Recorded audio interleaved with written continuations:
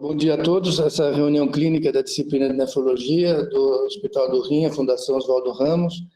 Hoje nós temos a honra de contar com a doutora Almerinda Alves, que é graduada aqui na Escola Paulista de Medicina, fez residência de nefrologia, nós somos contemporâneos, fizemos residência junto aqui na nefrologia da escola, fez mestrado e doutorado na nefrologia aqui da Unifesp, agora ela é professora assistente da disciplina de nefrologia da Unicamp.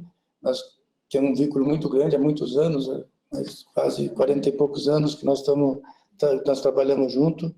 E a Almerinda é uma pessoa muito cordial. Todas as vezes que nós convidamos para discutir caso ou chamamos a Almerinda, sempre é muito cordial na organização da Sociedade Paulista, organização de congresso, tudo que tem de dificuldade, a Almerinda contorna e aceita participar. Então, eu queria te agradecer, Almerinda, não só pela presença aqui, mas por tudo que você representa na nefrologia brasileira, especialmente assim na área que você se dedica mais, que é das nefrites, e é isso que nós convidamos você para falar sobre opções terapêuticas e perspectivas para a nefropatia por IgA, que é a nefropatia mais difícil de responder.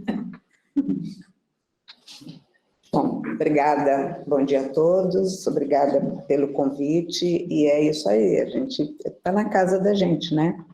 Então, difícil não ajudar, né? Não ajudar no sentido de ajuda, quer dizer, não ir visitar, coisas desse tipo. E esse assunto em particular, só o Renato vai me dar... tranquilo. Esse assunto em particular é um assunto que, primeiro, ele é bastante curioso e dá margem a bastante discussão. Eu vou tentar, mais ou menos, fazer rapidamente isso. Começou bastante prolixa. Se tiver alguma coisa, o Renato está aqui, ele me avisa que eu já passei da hora, tá? Opções terapêuticas... Opções terapêuticas e perspectivas para IgA.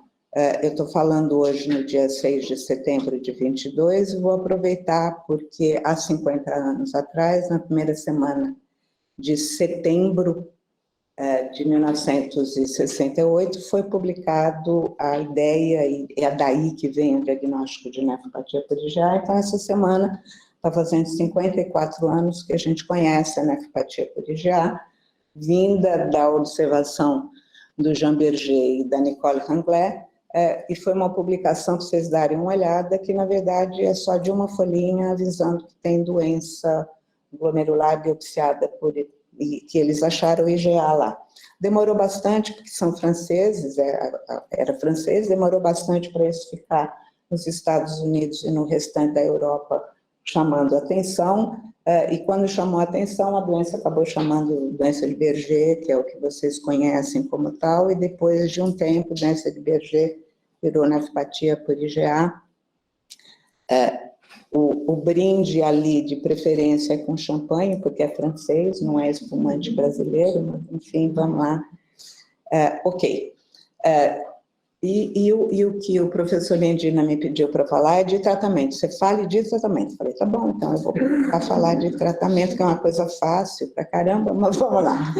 Tratando nefropatia por IgA e lembrando, IgA é alguma coisa que a gente diagnostica por enxergar a IgA dentro do rim, preferencialmente mesangial. E a gente tem, preferencialmente, porque na verdade é um pré-requisito, eventualmente a gente pode ter alguns depósitos em poucos outros lugares.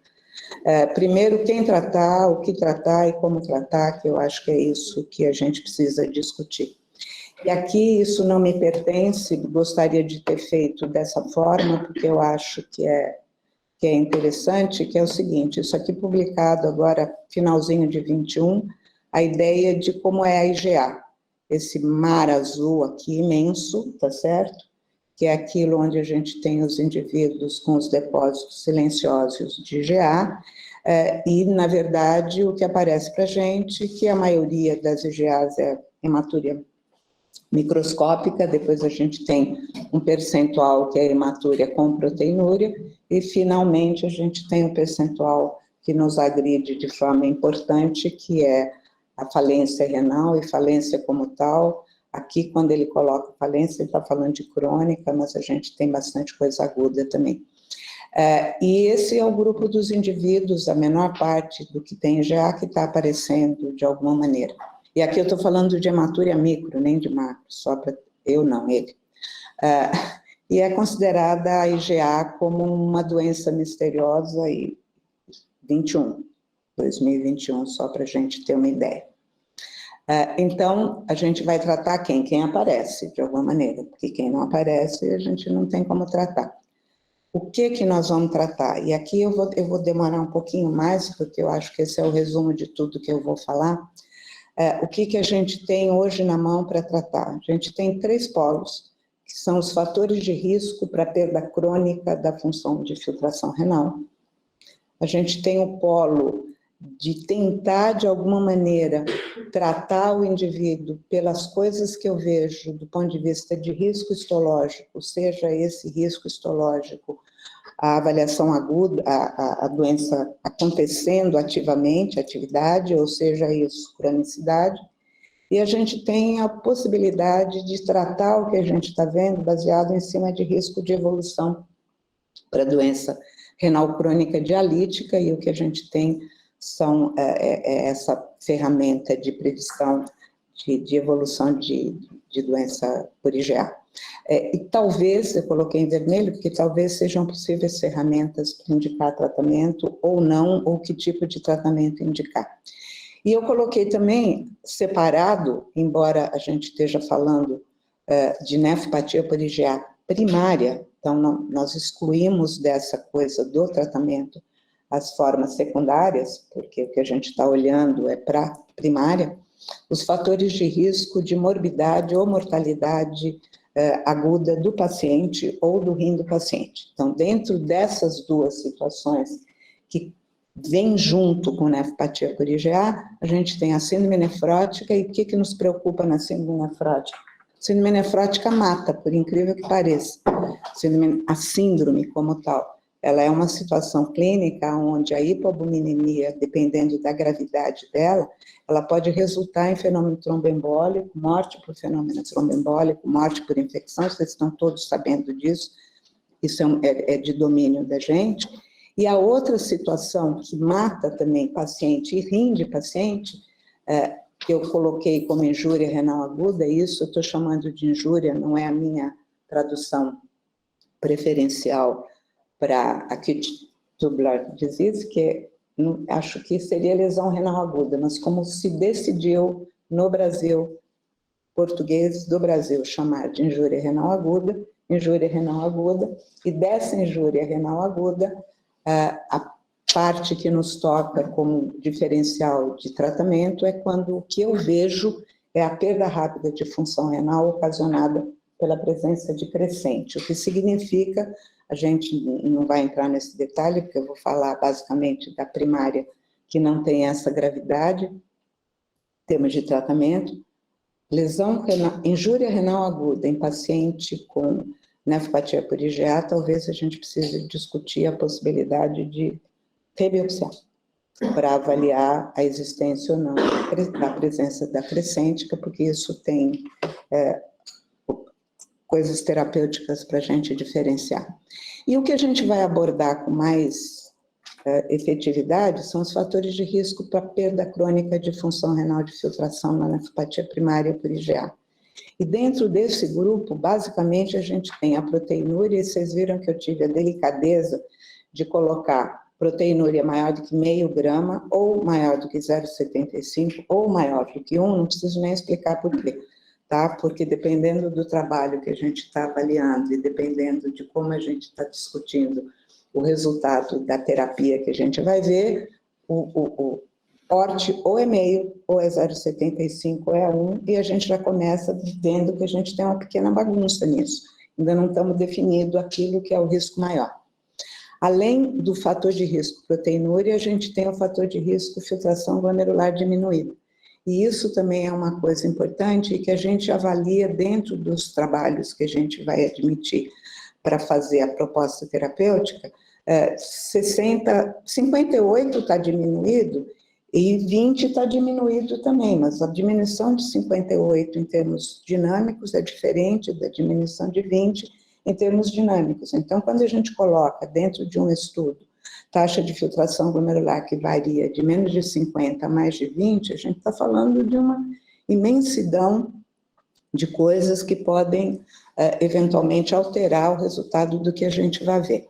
Outro fator de risco importante, e que já foi muito mais importante que isso, porque atualmente a gente acha que a gente domina a importância, é a hipertensão arterial. Como fator de risco, quer fator de risco evolutivo para perda, quer fator de risco evolutivo para cardiovascular. E temos outros fatores de risco cardiovascular que precisam ser tratados. Eu coloquei aqui, a gente já discutiu nessa conversa prévia, a hematúria, eu coloquei interrogado como um fator de risco, porque, de novo, eu acho que isso é uma coisa que a gente tem que ver na dinâmica evolutiva do paciente, como é que a gente resolve isso, tá? Então, acho que é mais ou menos isso que a gente tem que ter. Só para ser bem rápido, quando a gente vai falar de síndrome nefrótica e de crescêntica, que são as coisas que podem acontecer em nefropatia por IgA, o que está acordado, e isso é acordado pelo menos momentaneamente em 2022, síndrome nefrótica, e vamos pensar em síndrome nefrótica como síndrome nefrótica, não como proteinúria, por favor. Síndrome nefrótica, edema, hipoalbuminemia e proteinúria nefrótica, e eu estou falando isso que este é o fator de risco que nos leva a ter uma rapidez maior para fazer o tratamento. Como é que a gente define isso? É a IgA, que tem glomérulo normal com discreta proliferação mesangial, aonde eu acho IgA, senão não vai ser IgA, e aonde eu vejo na microscopia eletrônica a fusão difusa de pedicelos, e vocês ouviram a discussão que a gente teve agora, ter a fusão difusa de pedicelos não me garante que tenha síndrome nefrótica, então isso é um conjunto. E a gente trata como lesão mínima, não vou entrar em detalhes, se vocês quiserem discutir depois, é corticoide, naquela dose que é quase uma receita de bolo, responde, não responde. Rapidamente progressiva, perda rápida de função renal, eu vou ver essa proliferação mesangial, na maioria das vezes eu vejo a hipercelularidade endocapilar, e se eu vir para rapidamente progressiva com crescêntica, que é aquilo que vai exigir esse tipo de tratamento, mais de 50% de crescentes na avaliação histomorfológica, obviamente com predomínio de IgA, senão a gente não está falando de nefropatia por IgA. Corticoide e ciclofosfamida é o que está orientado, também podíamos discutir horas sobre isso, mas é o que a gente tem de orientação. Vamos tentar começar com os fatores de risco de perda, proteinúria e hipertensão arterial, e dentro disso, lembrando que proteinúria e hipertensão arterial, e de novo, podemos discutir quanto que a gente vai avaliar em termos quantitativos essa proteinúria para considerar isso como fator de risco, mas acima de meio, a princípio, parece que é atualmente aquilo que todo mundo considera o valor presente para a gente avaliar. Nós estamos falando não só de fator de risco para perda crônica de função, a gente está falando também de fator de risco cardiovascular. São duas coisas que a gente tem que ter na cabeça e a gente quase que anda abraçado com os cardiologistas nessa situação, que são fatores de risco comuns. E esses fatores, proteinúria e hipertensão arterial, eles são considerados fatores comuns para a maioria das doenças renais que tem característica de resposta crônica após a agressão. Então, se a gente parar um pouquinho e pensar de qualquer coisa no capilar glomerular que tem uma agressão, qualquer coisa ao capilar, o que vai acontecer depois vai depender de como você responde, do quanto você foi agredido e de quantas vezes você vai ser de novo agredido dentro disso. Então, o que a gente fala quando fala de proteinúria, hipertensão arterial e nefropatia por IgA é alguma coisa que é comum a todos essas coisas que a gente está conversando. E a relação entre proteinúria, pressão arterial e perda de filtração glomerular é clássica, tá? Então, aqui a gente está vendo, só para todo mundo também sabe disso de cor, quanto maior a pressão, maior a chance de perda, quanto maior a proteinúria, maior a chance de perda. Se a gente somar proteinúria e hipertensão arterial, aumenta a chance de perda. Então, é em cima disso que se trata da ideia de grupos de risco evolutivos para perda de função renal. E dentro dessa brincadeira da gente estar trabalhando em IgA com hipertensão e proteinúria, começa a primeira grande droga que a gente usa para isso, para olhar proteinúria e olhar hipertensão em IgA ou em qualquer outra coisa, e só para lembrar, a síntese dos inibidores de enzima de conversão de angiotensina foi feita em 1971, publicada em 1971, sintetizada a droga que deu origem a tudo isso que a gente conhece, e eu coloquei aqui porque eu acho que precisa, a gente que é um pouquinho mais velho, a gente sabe disso, a droga saiu de um trabalho brasileiro, de Ribeirão Preto, tá? Que foi publicado, é o veneno de jararaca, o Ferreira mandou para publicação, e aí foi tomado conta das indústrias farmacêuticas para poder produzir, e em 1996 a gente já sabia, depois do uso dos inibidores de enzima de conversão, e usados durante quase 25 anos depois, que proteinúria começou a aparecer alguma coisa importante como fator de deterioração de função renal, e se percebeu que quem ajudava nessa proteinúria, mais do que qualquer outro elemento usado para tratar a pressão arterial, eram os inibidores de enzima de conversão. E aí se criou toda a logística disso que a gente vê hoje, que parece que é fazer chá, né? De tão fácil que é. Mas tem todo um histórico que é bem longo, inclusive.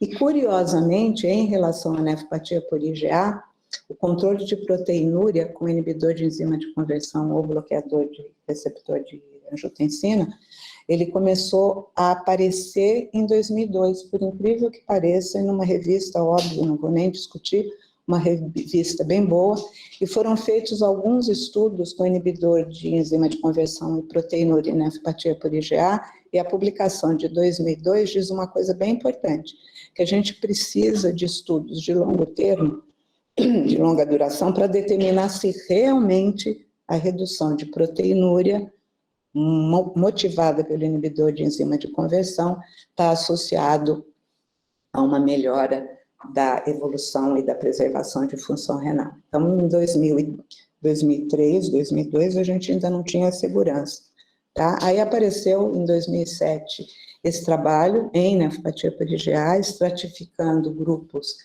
proteinúricos de indivíduos com nefropatia por IgA.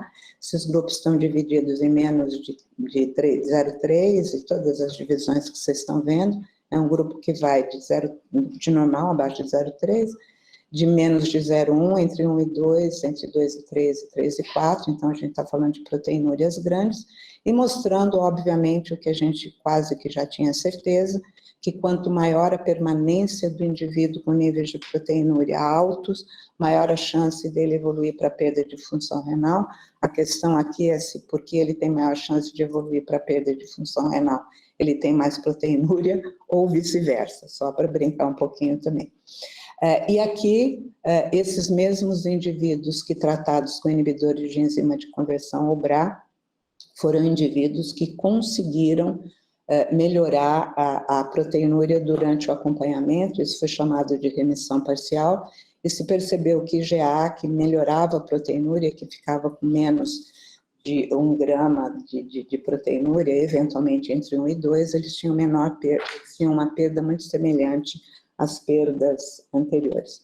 Então, seguinte, manter proteinúria alta é ruim para a função renal, de longo prazo, tratar e ter proteinúria que fica remitida parcial é ótimo, porque você fica com menos chance de perda, tá? Isso só para lembrar, nós estamos em 2007, tá? E aí, em 2011, finalmente, aquele vermelhinho ali mostrando que pacientes com IgA tratados com inibidor de enzima de conversão de angiotensina, ou BRA, eles são indivíduos que se beneficiam de controle mais adequado e de melhor evolução para perda de função renal, tá? E saímos de 2002 para 2013 dizendo que não tem nada melhor para tratar proteinúria e hipertensão arterial e nefropatia por IgA do que suprimir, de fazer o tratamento com inibidor ou com antagonista, Então, só para, de novo, historicamente, a gente entender, a gente demorou 11 anos para sair do mesmo estudo ou da mesma ideia de GA, para finalmente dizer que isso é a droga do futuro, de tal forma que, como tratar a nefropatia por IgA, primeira coisa é tratamento com inibidor de enzima de progressão ou BRA, independente da pressão arterial, com o objetivo primeiro de transformar essa proteinúria em menos de meio grama nas 24 horas, ou meio grama por grama de creatininúria. Estão falando em setembro de 22, eu nunca sei o que vai acontecer semana que vem, então só para lembrar, pode ser que semana que vem seja diferente. Como tratar? A gente vai tratar com pril ou com Zartan, tá? Qualquer um deles. O enalapril, lisinopril, ramipril, o que tiver, losartano e desartano, o que tiver, tá? Que são as drogas que são consideradas favoráveis para isso. A outra coisa dentro ainda, principalmente os fatores de risco de perda de filtração, fatores de risco cardiovascular, que eu pus um pouquinho menos evidente ali, porque o nosso olhar está para isso, o inibidor de SGLT2, tá? Como é que vai entrar para tratar o inibidor de SGLT2? Está aqui, ó. Isso é o grande trabalho publicado agora em 21, que foi daquele DAPA-CKD, que é o trial grande da dapaglifosina em diabéticos com doença renal crônica e com outras doenças renais crônicas, foi tirado o grupo de nefropatia por IgA, foi feita uma avaliação pós-trial, e é isso que nós vamos ver, que mostra uma coisa bem importante. Esses endpoints primários foram colocados no grupo como um todo, diabéticos, não diabéticos e outras causas, e aí era perder função de filtração, diálise, transplante, filtração menor de 15, não tem importância, mas só não tem importância no sentido porque está bem esclarecido, mas essa inclusão, ela foi de indivíduos para IgA, de indivíduos que tinham uma média de 43 de taxa de filtração glomerular. Daí a gente está vendo que é uma média de mais ou menos uma variação de 12, então a gente está trabalhando aí com indivíduos com muito perto de 60 e indivíduos muito perto de 30 e pouquinho. Junto com isso, uma albuminúria também difícil da gente avaliar, porque é uma albuminúria média de 900, mas que varia de meio a 1,5 grama para esse grupo. E todos esses indivíduos estavam em uso de inibidor ou de BRA. E aí, isso é a conclusão, só para se ter uma ideia de onde veio isso. Então, nós estamos falando aqui de IgA, tirado do trabalho da APA-CKD. A coisa é praticamente bastante absurda quando a gente olha, tá? Em termos de eficácia ou eficiência em quê? Em diminuir proteinúria e manter isto como redução de risco sustentado de progressão. Tá? E, em cima disso, isso foi publicado também no finalzinho de 21, a gente chegou à conclusão que para tratar a IgA, a vez da glifosina saiu.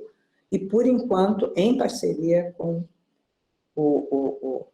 os PRIO e com as artanas, não tem jeito. Pode ser que isso mude, pode ser que isso mude de novo, entre aspas, é uma tendência do pessoal que trabalha com glifosina, querer talvez fazer um comparativo entre glifosina isolado e glifosina mais inibidores, mas por enquanto a ideia é essa, fazer inibidor mais glifosina.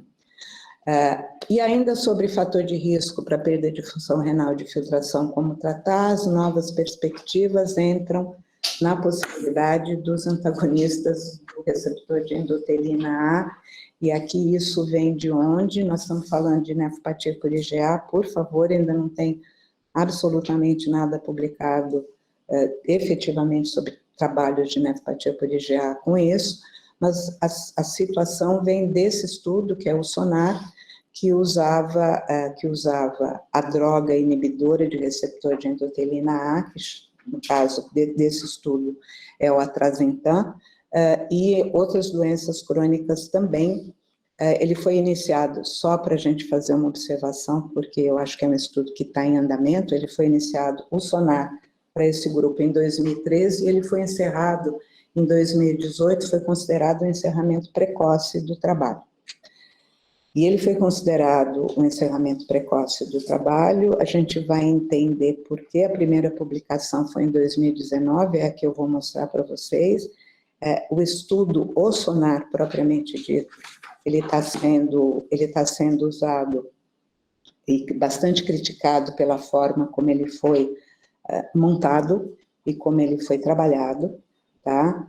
Então, nós temos 3 anos e meio de publicação dele, e depois de algumas avaliações, desculpem, o slide não está bom, mas o que foi verificado, isso também final de 2021, publicado no JASM, que o efeito do atrasentan sobre placebo em diminuir perda de função renal no estudo SONAR, então o que foi? Pegaram todo aquele grupo do estudo e estão se fazendo avaliações pós várias, que ele só foi eficiente quando, e isso é uma coisa também importante que eu acho que a gente tem que ter na cabeça, você entra no estudo, você se comporta quando você entra no estudo dentro daquilo que obviamente são os critérios de inclusão, mas lá para trás, quanto que você perdia de filtração glomerular? Lá para trás, antes de você entrar no estudo. Será que é diferente você ter uma média de perda de 5 ml de filtração glomerular em um ano, de você ter só 1 ml em um ano?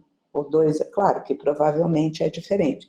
E essa avaliação, por isso que eu trouxe, ela está bem ruim para a gente ver, mas o que está em vermelhinho, o único objeto que permitiu um P menor que 0,05 dentro da avaliação entre atrasentan e placebo para tratar evolução para CKD foi a perda pré-trial de mais de 5 ml por ano.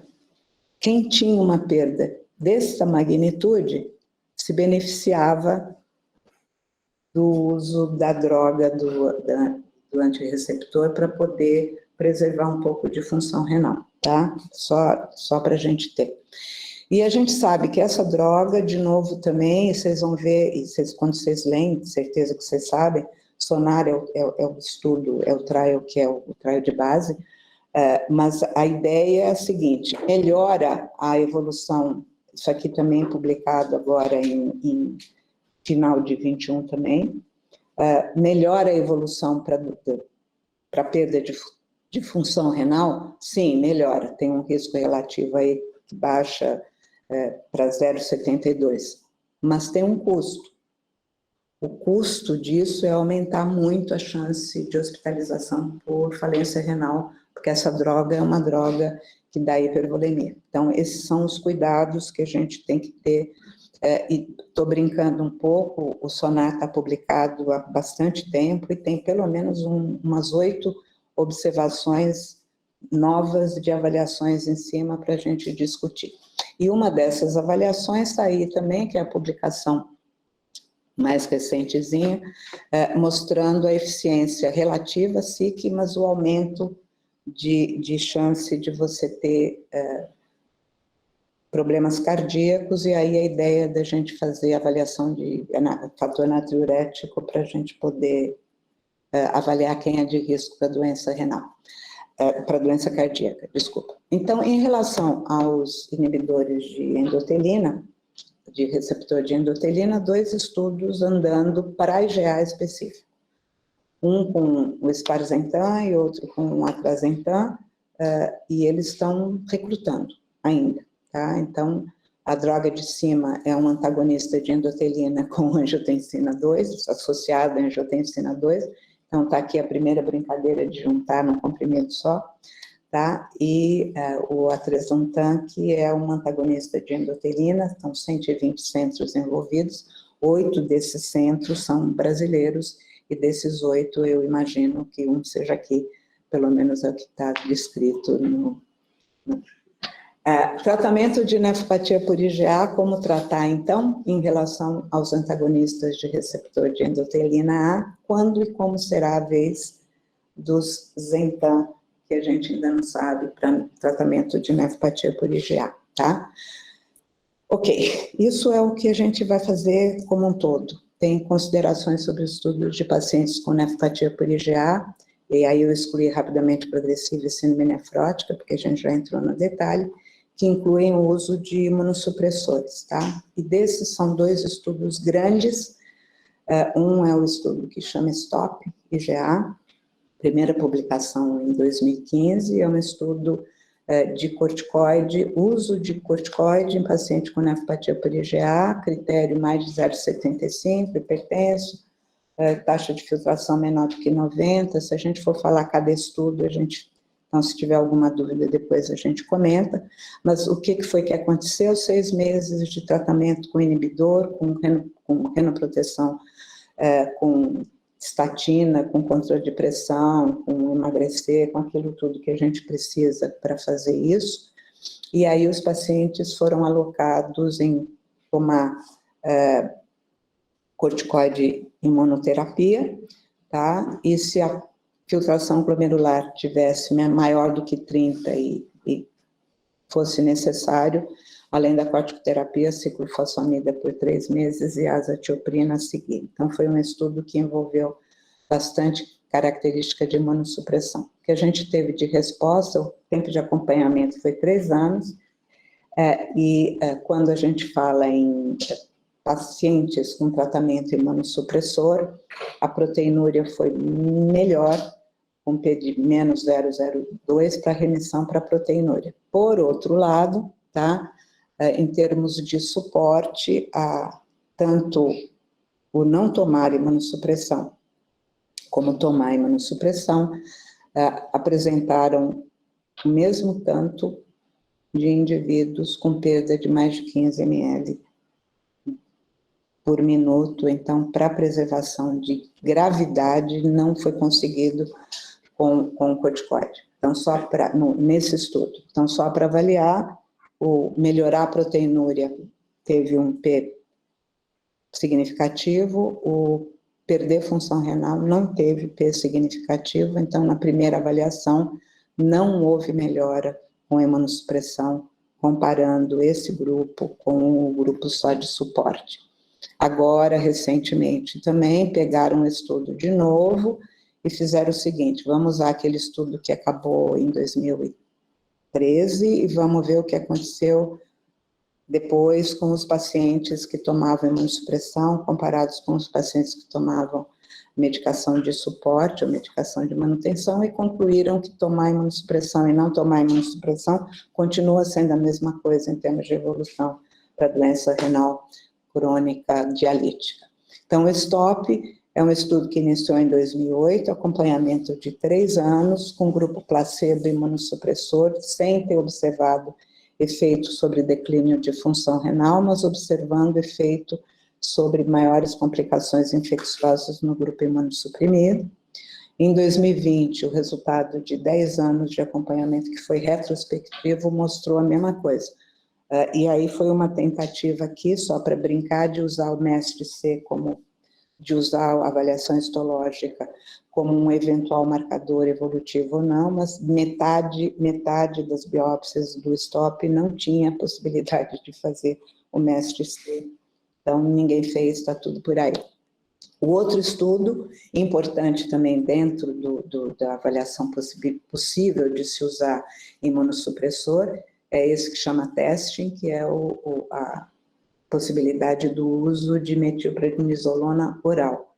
Isso é bem interessante, porque a maioria de nós sabe que a gente, em geral, usa endovenoso e depois o oral a prednisona, e só o cuidado, quando a gente vai ler resultados, a gente não está falando de prednisona, a gente está falando de metilprednisolona, são doses diferentes, e aqui o que era usado era uma dose de 0,5 que em termos de prednisona corresponde mais ou menos a 1 miligrama por quilo, numa dose máxima de 60 miligramas, isso era dado para esses pacientes, e o uso de corticoide oral foi associado, e aí aconteceu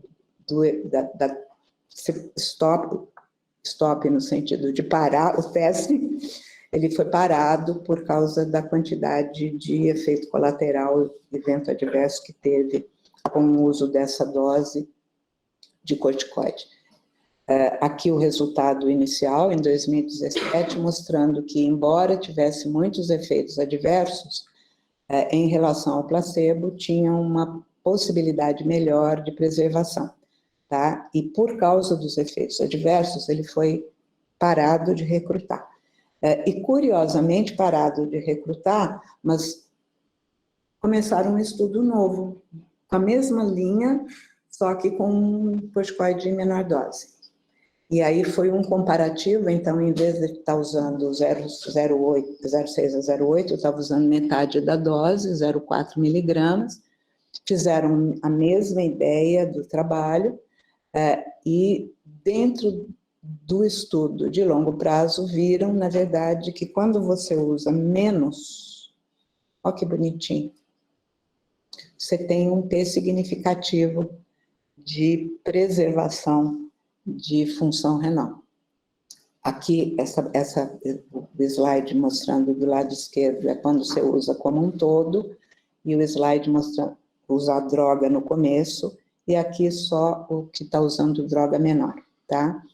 O estudo foi iniciado em 2017, e já nesse estudo, mesmo com dose menor, já foi embutido o uso de sulfamethoxi, trimetropina, para evitar a complicação que teve com o uso do corticoide nesses indivíduos.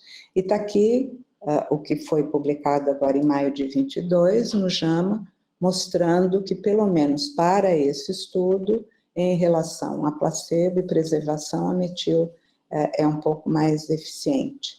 Só olhando, vocês veem que está muito pertinho, né, no gráfico da direita, mas ele é um P significativo.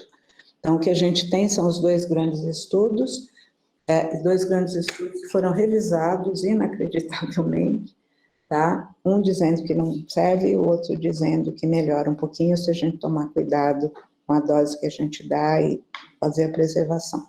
E a outra coisa, em relação ao risco psicológico e o risco de evolução para DRC, possível ferramenta, tanto para avaliar atividade histológica como cronicidade temporal, e aqui mostrando o que a gente tem de recente também, que é tentando pensar o tratamento da nefropatia por IgA, baseando na classificação de Oxford, mostrando que a gente tem benefício da introdução do corticoide quando a gente tem poucas lesões intersticiais, que a gente tem do MEST, o tubo intersticial normal, e a gente tem uma lesão moderada em termos de atividade, do ponto de vista de proliferação.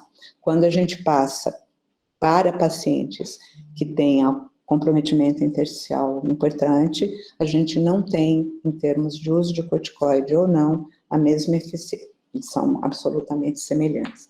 Então, a ideia de que, de repente, a gente pode usar isso como marcador. E aqui as tentativas de escorar MEST histológico, portanto, com possibilidade de resposta à terapia.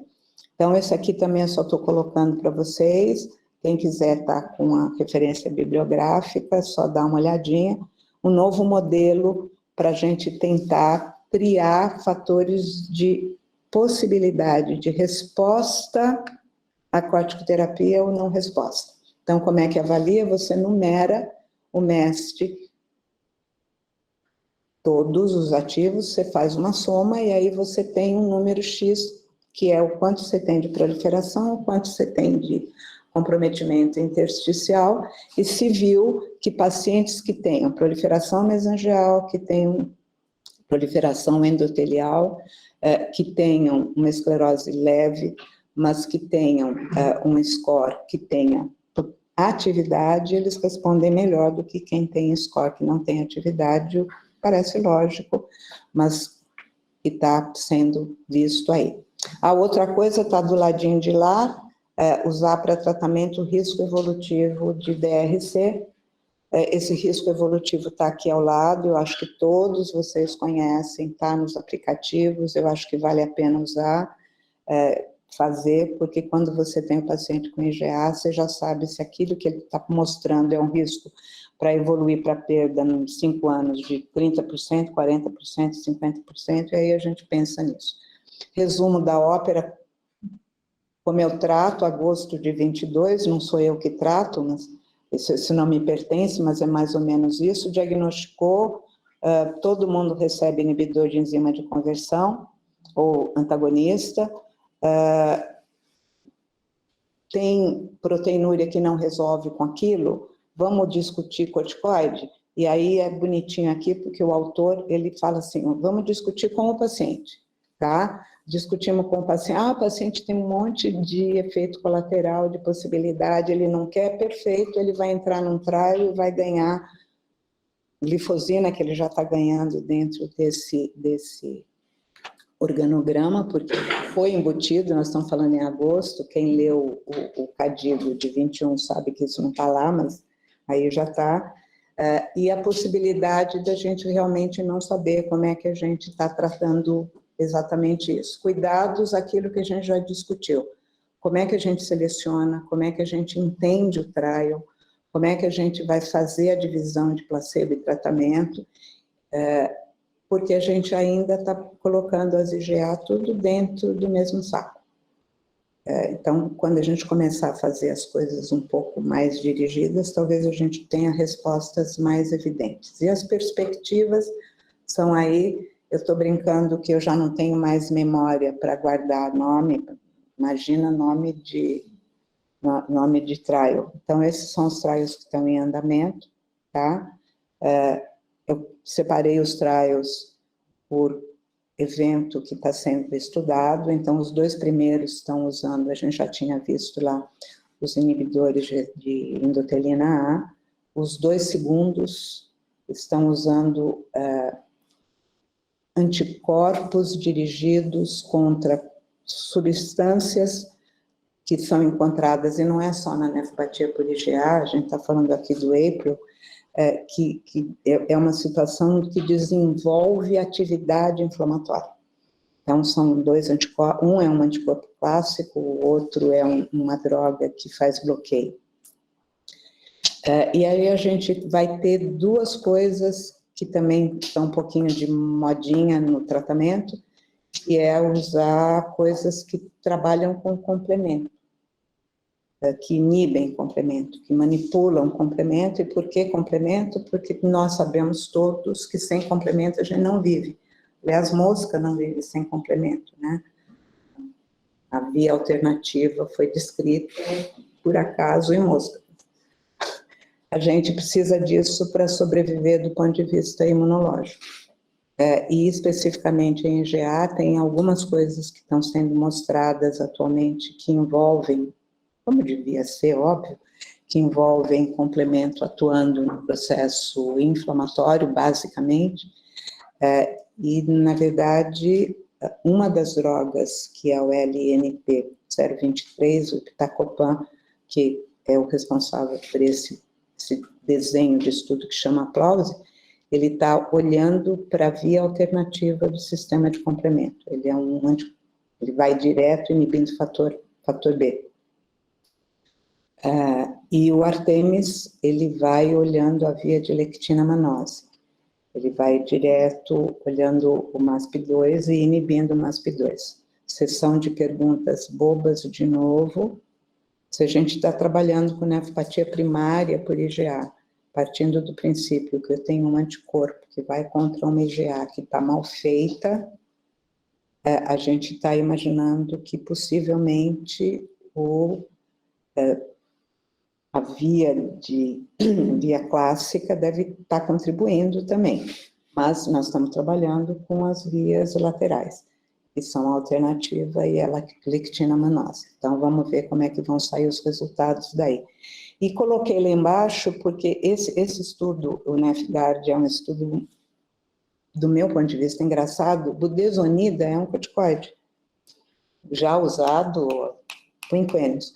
E ele tem um objetivo, na verdade, o que ele tem de diferente é um corticoide oral, que ele bloqueia a placa.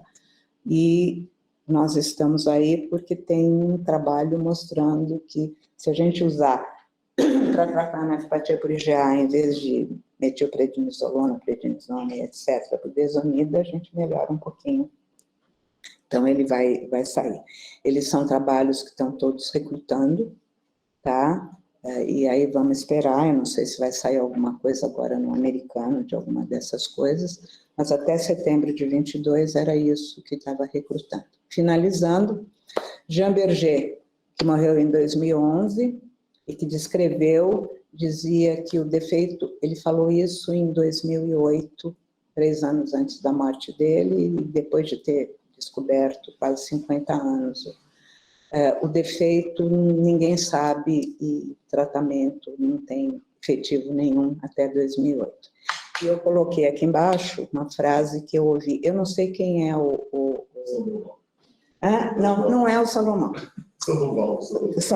Porque, na verdade, essa frase eu ouvi do homem que deu nome a essa fundação, numa visita que a gente estava fazendo quando eu não lembro se eu era R1 ou R2 de nefro, que ele estava desolado com alguma coisa que não conseguia ser feita pelo paciente.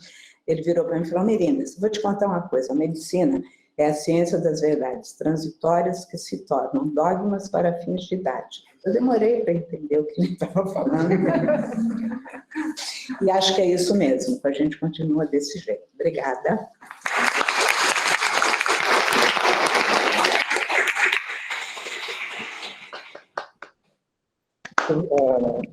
A Juliana fala, aqui tem estudos que ela está participando aqui no Hospital do Rim, um com inibidores de endotelina, outro de complemento. Fala bem rapidinho, para depois passar para o Luiz e para o professor Arthur.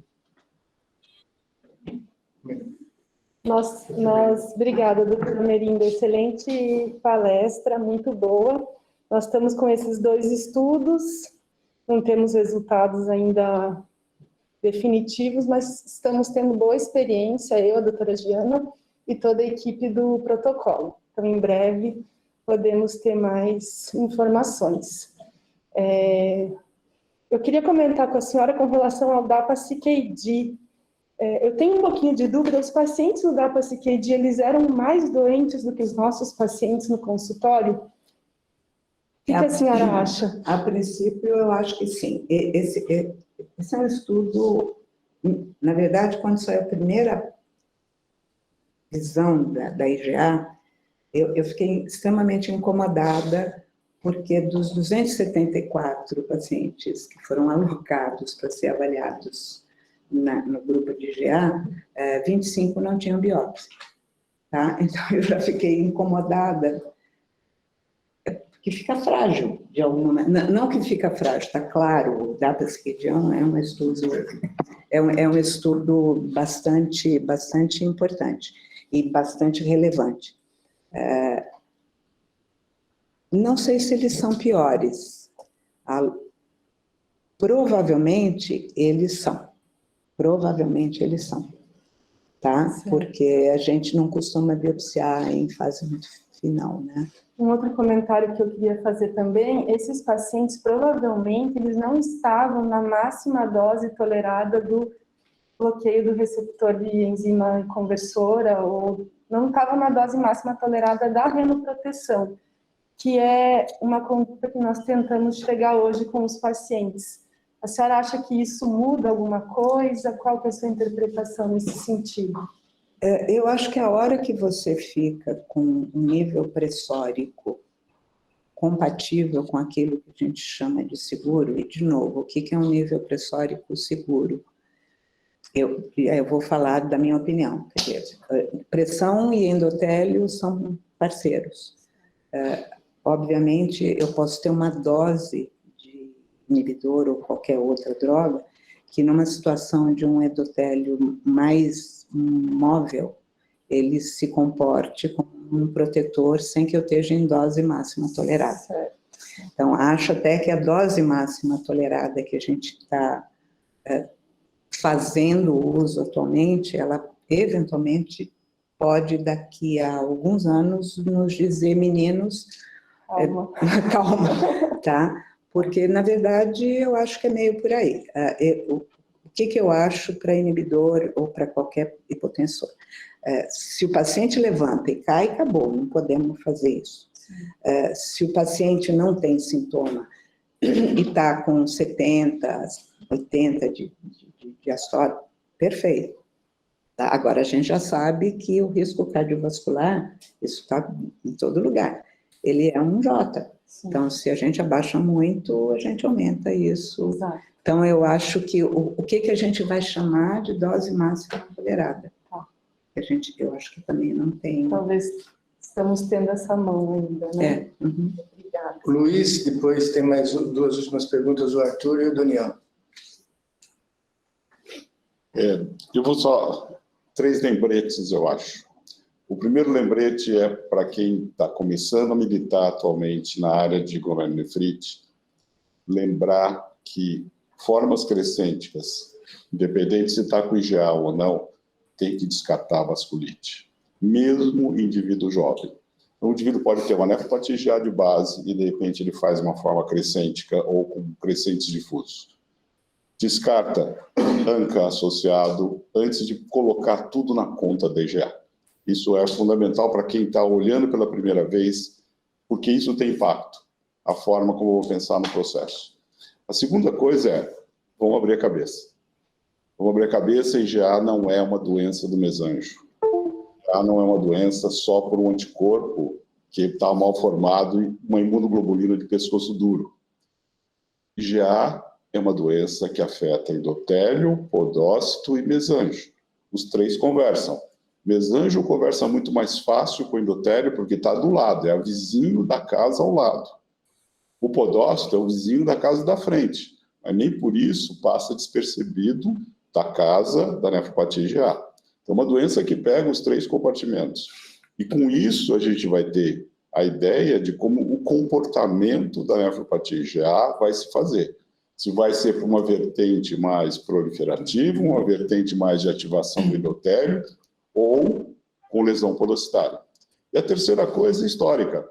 Quando Jean Berger e Nicole Aglé, a história contada por Madame Habib. Jean Berger era alguém muito chato no departamento de nefrologia. E ele foi para a Inglaterra aprender uma técnica nova, que era a imunofluorescência. Naquela época, na Inglaterra, se fazia alguma coisa nos Estados Unidos, mas não pertencia ao arsenal da patologia renal. A imunofluorescência só surge depois dos anos 70, como elemento-chave no diagnóstico. Então, aquilo era experimental. Ele volta para Paris, desesperado para botar a técnica em uso. E ficou atormentando a Madame Habib durante muito tempo. Até que ela falou, tá bom, pega aquele botijão de nitrogênio líquido ali, que tem biópsia, e vai trabalhar.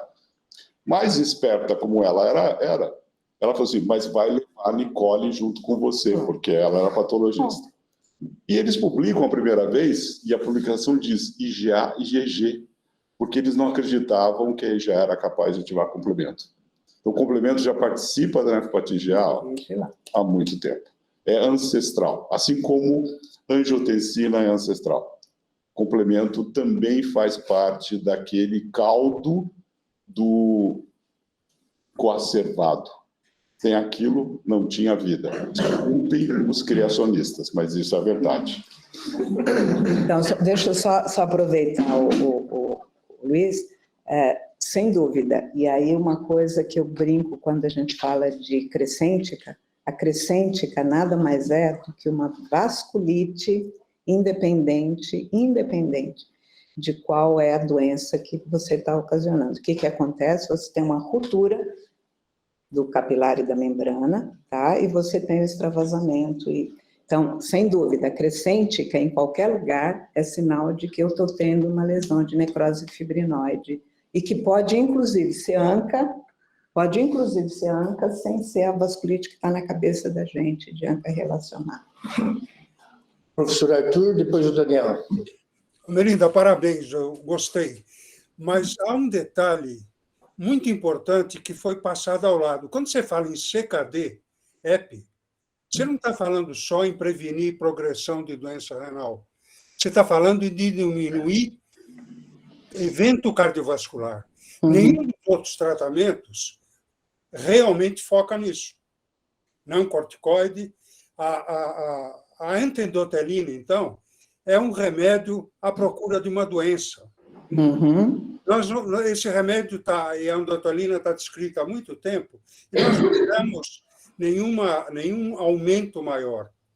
E mexer com insuficiência renal, que já não manipula bem o volume hídrico com anti-endotelina, não é fácil. Então, eu gostaria de ver a sua opinião. Quer dizer, nós estamos galgando um nível na nefrologia que é também diminuir doença cardiovascular, que é a principal causa de morte do indivíduo que perde função renal. Obrigado.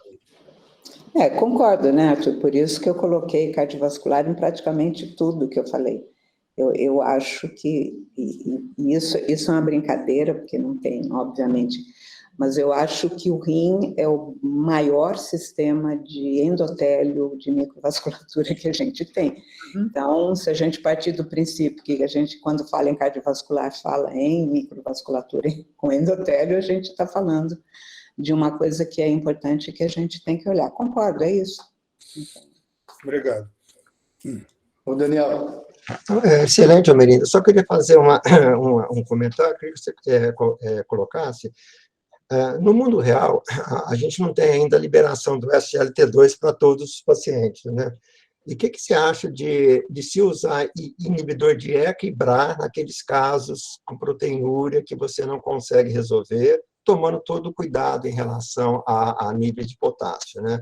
E associar também inibidor de aldosterona, né? Pergunta difícil, Daniel. Difícil no sentido de eu responder publicamente, mas, assim, vamos lá. Nossa geração aprendeu a dar e quebrar junto, né? Tá? Aí, porque se dava e quebrar junto, baseado em evidência. Que era falso para ficar didático, mas vamos lá. E aí a gente viu que teve bastante efeito colateral. Se tua pergunta é, eu particularmente prescreveria hoje a associação, não me sinto confortável em cima de nível de evidência. Pacientes meus que usavam e que ainda vivem, tá, com função renal normal, que usavam o inibidor com o IECA, com o BRA, eu estou me fingindo de morta, tá? Então, tem paciente que está usando tem paciente que quem é? Aqueles que estão há mais de 10 anos. Atualmente, eu não fico confortável. Em relação aos inibidores de SGLT2, no mundo de verdade, parece que a gente conseguiu resolver, porque já foi autorizado para o SUS poder oferecer. Como é que vai ser a situação de autorização, eu não sei, mas acho que já foi autorizado. Mas responder a tua pergunta, assim, publicamente, me deixa incomodada, porque se alguém perguntar, tem paciente teu usando inibidor mais BRA? Tem. Por que você fez isso? Eu fiz isso porque estava bem, não quis mexer. Mas acho que não tem nível de evidência para fazer a associação. O Arthur quer completar essa resposta, Arthur? Na realidade, a literatura não recomenda essa associação. Foi feito um estudo nos hospitais veteranos dos Estados Unidos em que não deu bom resultado.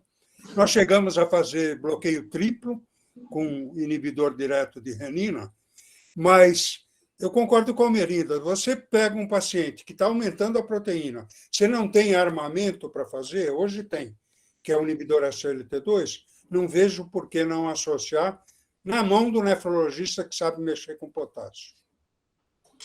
Fazer um último comentário, professor Arthur, voltando à pergunta anterior do senhor. Na semana passada saiu a incorporação das glifosinas pela Conitec para doença renal crônica, independente se é etiologia diabetes ou não. E daí, quando a Conitec fez o primeiro parecer contrário, a principal argumentação foi de que precisava de um estudo que demonstrasse apenas impacto e redução de progressão de doença, de ida para diálise. Um pouco em contrário ao comentário que o senhor falou agora aí. E daí a SUNESP fez um posicionamento, a Sociedade de Nefrologia do Estado de São Paulo, que eu acho que foi crucial para reverter a decisão da Conitec, que foi exatamente demonstrar que o principal desfecho da doença renal crônica não é ir para diálise, é morrer de doença cardiovascular. E isso a gente volta lá para o começo dos anos 2010, quando o Daniel era presidente da SPN, Almerinda Tesoureira, e eu, secretário-geral, que a gente convenceu o Ministério, dentro do programa de doença crônica não transmissível, mudar o nome do eixo cardiovascular para reno cardiovascular. E daí surge a diretriz de doença renal crônica de 2014, e, portanto, a gente começa a discutir a doença cardiovascular como desfecho principal da doença renal crônica. Então, acho que isso é importante, porque eu acho que o posicionamento da SUNESP foi fundamental para reverter a decisão da Conitec semana passada. Obrigado, muito bons comentários. Então, eu queria agradecer ao Melinda, só antes de você falar de novo, Melinda, vou anunciar a reunião da semana que vem. Então, daqui 15 dias vai voltar a ser a doutora Giana, que vai falar de membranosa, e na semana que vem, como esse é o mês que tem a promoção de doação de órgãos no Brasil todo, pelo Ministério da Saúde, pela Associação Brasileira de Transplante de Órgãos, o doutor Renato Demarque Foresto vai falar sobre a avaliação da qualidade de rim do doador falecido, e depois nós voltamos no ciclo das glomerulopatias. Então, Melinda, muito obrigado. E eu queria deixar a última... Agradecer, eu acho que eu fui bastante prolixa de novo, só para variar, mas obrigada pelo convite. Obrigado, Melinda, mais uma vez aí. Parabéns.